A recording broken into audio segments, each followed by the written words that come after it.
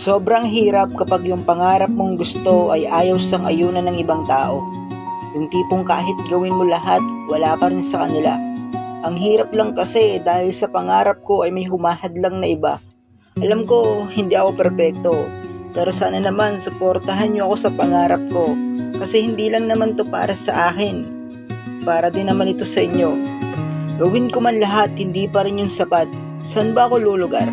Masyado na akong pagod. Bakit ganito kayo? Bakit ayaw niyo akong suportahan sa lahat? Ang hirap niyo naman. Intindihin, nakakapagod. Sobrang pagod na ako. Mga luha sa mata ko. Patuloy na lagi sa pagbuhos. Bakit sa mga masasakit na taga? Ako ay parang nakagapos. Isa lang naman ang gusto ko. Yun ay sana maintindihan niyo naman ako. Mailap na pangarap kasi mayroong humahad lang. Gusto pigilan ang aking kagustuhan.